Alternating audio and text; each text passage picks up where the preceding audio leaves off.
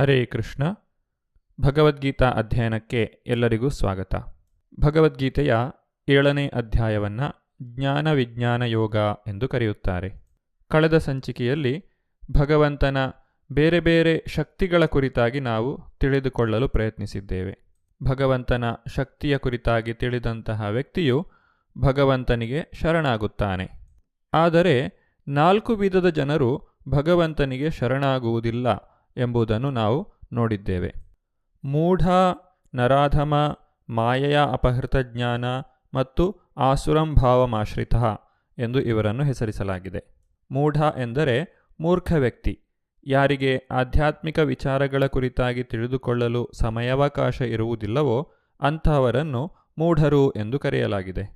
ಮನುಷ್ಯ ಜನ್ಮವನ್ನು ಪಡೆದು ಭಗವಂತನನ್ನು ತಿಳಿದುಕೊಳ್ಳಲು ಪ್ರಯತ್ನಿಸದೇ ಇರುವಂತಹ ವ್ಯಕ್ತಿಗಳನ್ನು ನರಾಧಮರು ಎಂದು ಕರೆಯುತ್ತಿದ್ದಾರೆ. ಹಾಗೆಯೇ ಮಾಯೆಯ ಅಪಹೃತ ಜ್ಞಾನ ಎಂದರೆ ವ್ಯಕ್ತಿಯು ಬಹಳಷ್ಟು ಜ್ಞಾನವನ್ನು ಪಡೆದ ನಂತರ ದೇವರೇ ಇಲ್ಲ ಎಂದು ವಾದಿಸುತ್ತಾನೆ. ಇಂತಹವರನ್ನು ಮಾಯೆಯ ಅಪಹೃತ ಜ್ಞಾನಿಗಳು ಎಂದು ಕರೆಯುತ್ತಾರೆ. ಕೊನೆಯದಾಗಿ ಆಸುರಂ ಭಾವಮಾಶ್ರಿತ, ಆಸುರಿ ಸ್ವಭಾವವನ್ನು ಬೆಳೆಸಿಕೊಂಡಿರುವಂತಹ ವ್ಯಕ್ತಿಗಳು ಆಸುರಂ ಭಾವಮಾಶ್ರಿತ. ಈ 4 ವರ್ಗದ ಜನರು ಭಗವಂತನಿಗೆ ಶರಣಾಗಲು ಸಾಧ್ಯವಿಲ್ಲ. ಮುಂದುವರಿಸಿ ಭಗವಂತನು ಯಾವ 4 ರೀತಿಯ ಜನರು ಭಗವಂತನಿಗೆ ಶರಣಾಗುತ್ತಾರೆ ಎನ್ನುವುದನ್ನು ತಿಳಿಸುತ್ತಿದ್ದಾನೆ. ಚತುರ್ವಿಧ ಭಜಂತೆ ಮಾಂ ಜನಾ ಸುಕೃತಿನೋರ್ಜುನ ಆರ್ತೋ ಜಿಜ್ಞಾಸುರರ್ಥಾರ್ಥಿ ಜ್ಞಾನಿ ಚ ಭರತರ್ಷಭ. ಅನುವಾದ: ಭರತವಂಶಜರಲ್ಲಿ ಶ್ರೇಷ್ಠನಾದ ಅರ್ಜುನನೇ, 4 ವಿಧಗಳ ಪುಣ್ಯವಂತರು ನನಗೆ ಭಕ್ತಿ ಸೇವೆಯನ್ನು ಮಾಡಲು ಪ್ರಾರಂಭಿಸುತ್ತಾರೆ. ದುಃಖಿಗಳು, ಜಿಜ್ಞಾಸುಗಳು, ಐಶ್ವರ್ಯವನ್ನು ಬಯಸುವವರು ಮತ್ತು ಪರಾತ್ಪರದ ಜ್ಞಾನದ ಅನ್ವೇಷಣೆ ಮಾಡುವವರು, ಇವರೇ ಈ 4 ಬಗೆಯ ಜನರು. ಭಗವಂತನಿಗೆ ಶರಣಾಗುವಂತಹ ಜನರನ್ನು ಸುಕೃತಿನಃ ಎಂದು ಕರೆದಿದ್ದಾರೆ, ಏಕೆಂದರೆ ಅವರು ನಿಜವಾಗಲೂ ಪುಣ್ಯವಂತರು.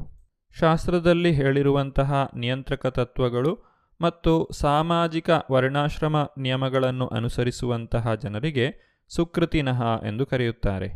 ಈ ಸುಕೃತಿನಗಳಲ್ಲಿ 4 ವಿಧಗಳನ್ನು ನಾವು ಕಾಣಬಹುದು. ಮೊದಲನೆಯದಾಗಿ ದುಃಖಿಗಳಾಗಿರುವವರು. ಜೀವನದಲ್ಲಿ ಬಹಳಷ್ಟು ಕಷ್ಟಗಳು ಬಂದಾಗ ಇಂತಹ ಜನರು ಭಗವಂತನೆಡೆಗೆ ತಿರುಗುತ್ತಾರೆ. ಇವರನ್ನು ಸಹ ಪುಣ್ಯಶಾಲಿಗಳು ಎಂದು ಕರೆದಿದ್ದಾರೆ, ಏಕೆಂದರೆ ಕಷ್ಟಗಳು ಎಲ್ಲರಿಗೂ ಬರುತ್ತವೆ. ಆದರೆ ಕಷ್ಟ ಬಂದಾಗ ಎಲ್ಲರೂ ಭಗವಂತನ ಕಡೆ ತಿರುಗುವುದಿಲ್ಲ. ಜನರು ಕಷ್ಟಗಳನ್ನು ತಮ್ಮದೇ ರೀತಿಯಲ್ಲಿ ಎದುರಿಸಲು ಪ್ರಯತ್ನಿಸುತ್ತಾರೆ. ಕಷ್ಟಗಳು ಬಂದಾಗ ಮದ್ಯಪಾನ, ಧೂಮಪಾನಗಳಂತಹ ವ್ಯಸನಗಳಿಗೆ ತುತ್ತಾಗುವಂತಹ ಜನರೂ ಇದ್ದಾರೆ. ಆದರೆ ಇಂತಹ ಕಷ್ಟಗಳು ಬಂದಾಗ ಯಾರು ಭಗವಂತನಲ್ಲಿ ಆಶ್ರಯವನ್ನು ಪಡೆದು ಆತನಲ್ಲಿ ಸಹಾಯವನ್ನು ಬೇಡುತ್ತಾರೋ ಅಂತಹವರು ನಿಜವಾಗಲೂ ಪುಣ್ಯಶಾಲಿಗಳು.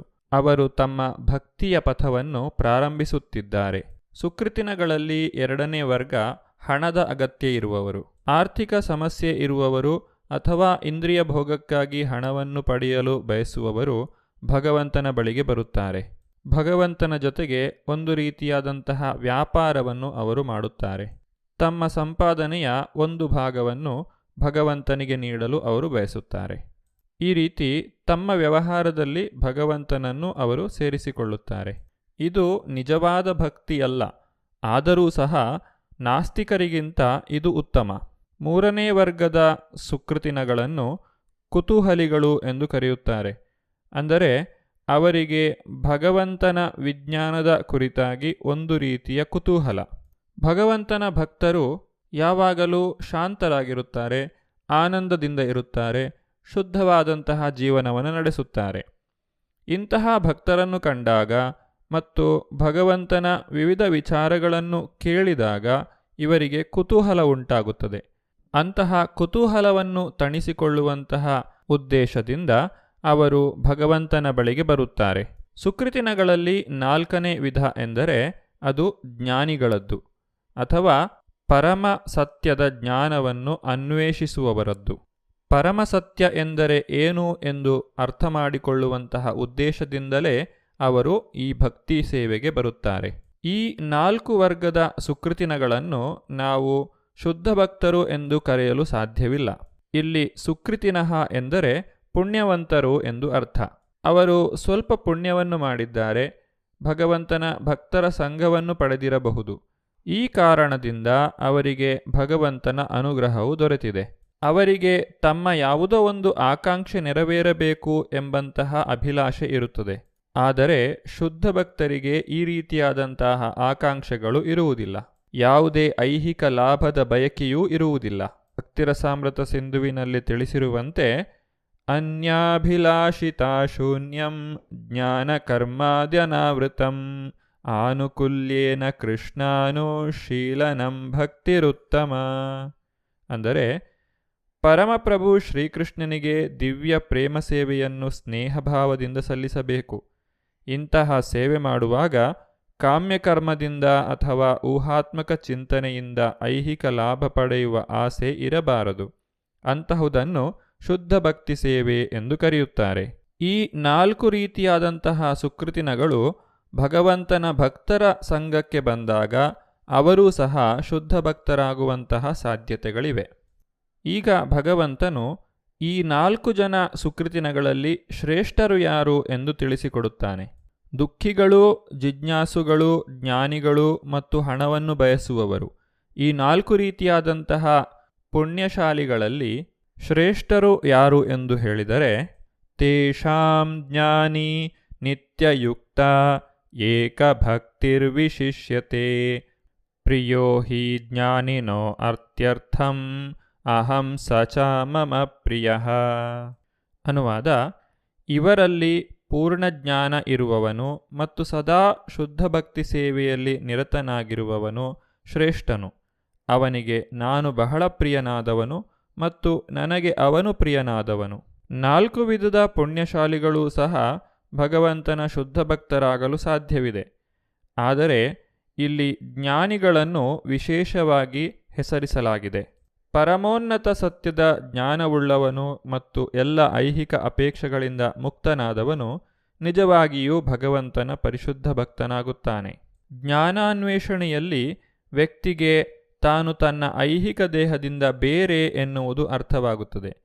ಇನ್ನು ಮುಂದಕ್ಕೆ ಸಾಗಿದಾಗ ಅವನಿಗೆ ನಿರಾಕಾರ ಬ್ರಹ್ಮನ ಮತ್ತು ಪರಮಾತ್ಮನ ಅರಿವುಂಟಾಗುತ್ತದೆ. ಸಂಪೂರ್ಣವಾಗಿ ಪರಿಶುದ್ಧನಾದಾಗ ಭಗವಂತನ ನಿರಂತರ ಸೇವಕನಾಗಿರುವುದೇ ತನ್ನ ಸಹಜ ಸ್ವರೂಪ ಎನ್ನುವ ಜ್ಞಾನವನ್ನು ಅವನು ಪಡೆಯುತ್ತಾನೆ. ಭಗವಂತನ ಸಂಪೂರ್ಣ ಜ್ಞಾನವನ್ನು ಪಡೆದು ಪರಮಪ್ರಭುವಿನ ಭಕ್ತಿ ಸೇವೆಯಲ್ಲಿ ತೊಡಗುವವನು ಭಗವಂತನಿಗೆ ಅತ್ಯಂತ ಪ್ರಿಯನಾಗುತ್ತಾನೆ. ಇಂತಹ ಭಕ್ತರನ್ನು ಐಹಿಕ ಕಲ್ಮಶವು ಮುಟ್ಟುವುದಿಲ್ಲ. ಭಗವಂತನಿಗೆ ಅತ್ಯಂತ ಪ್ರಿಯರಾದಂತಹ ಈ ಜ್ಞಾನಿಗಳ ಕುರಿತಾಗಿ ಭಗವಂತ ಈ ರೀತಿಯಾಗಿ ಹೇಳುತ್ತಾನೆ: ಉದಾರ ಸರ್ವ ಏವೈತೆ ಜ್ಞಾನಿ ತ್ವಾತ್ಮೈವ ಮೇ ಮತಂ ಆಸ್ಥಿತ ಸಾಹಿ ಯುಕ್ತಾತ್ಮ ಮಾಮೇವಾನುತ್ತಮಾಂ ಗತಿಂ. ಅನುವಾದ: ಈ ಎಲ್ಲ ಭಕ್ತರು ನಿಸ್ಸಂದೇಹವಾಗಿ ಉದಾರ ಆತ್ಮಗಳೇ ನಿಜ. ಆದರೆ ನನ್ನ ಅರಿವಿನಲ್ಲಿ ನೆಲೆಸಿರುವವನನ್ನು ನನ್ನಂತೆಯೇ ಎಂದು ಭಾವಿಸುತ್ತೇನೆ. ನನ್ನ ಅಲೌಕಿಕ ಸೇವೆಯಲ್ಲಿ ನಿರತನಾಗಿದ್ದು ಅವನು ಅತ್ಯುನ್ನತ ಮತ್ತು ಅತ್ಯಂತ ಪರಿಪೂರ್ಣ ಗುರಿಯಾದ ನನ್ನನ್ನೇ ಸೇರುತ್ತಾನೆ. ಭಗವಂತನ ಜ್ಞಾನ ಇಲ್ಲದೇ ಇರುವವರು ಭಗವಂತನಿಗೆ ಪ್ರಿಯರಲ್ಲ ಎಂದು ಇಲ್ಲಿ ಅರ್ಥವಲ್ಲ. ಭಗವಂತನ ಬಳಿಗೆ ಬರುವಂತಹ ಎಲ್ಲರನ್ನೂ ಇಲ್ಲಿ ಉದಾರರು ಎಂದು ಕರೆಯಲಾಗಿದೆ. ಯಾವುದೇ ಉದ್ದೇಶದಿಂದಲಾದರೂ ಭಗವಂತನ ಬಳಿಗೆ ಬರುವಂತಹ ಜನರನ್ನು ಮಹಾತ್ಮರು ಎಂದು ಕರೆಯುತ್ತಾರೆ. ತನ್ನ ಬಳಿಗೆ ಬರುವಂತಹ ಎಲ್ಲರನ್ನೂ ಭಗವಂತನು ಸ್ವೀಕರಿಸುತ್ತಾನೆ. ಅವರು ಭೌತಿಕ ಲಾಭದ ಆಸೆಯಿಂದ ಬಂದಿದ್ದರೂ ಸಹ ಭಗವಂತನು ಅವರಿಗೆ ಆಶ್ರಯವನ್ನು ನೀಡುತ್ತಾನೆ. ಏಕೆಂದರೆ ಇಲ್ಲಿ ಪ್ರೀತಿಯ ವಿನಿಮಯವಿದೆ.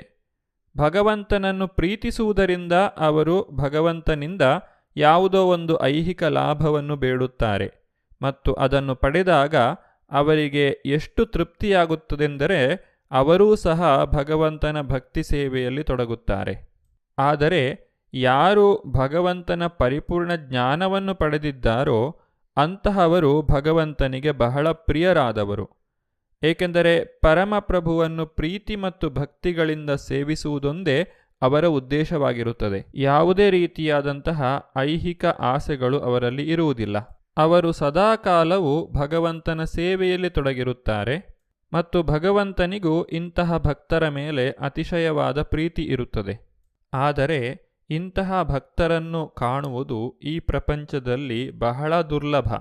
ಇಂತಹ ಜ್ಞಾನಿ ಭಕ್ತರ ಕುರಿತಾಗಿ ನಾವು ಮುಂದಿನ ಸಂಚಿಕೆಯಲ್ಲಿ ಹೆಚ್ಚಿನ ಮಾಹಿತಿಯನ್ನು ಪಡೆದುಕೊಳ್ಳೋಣ.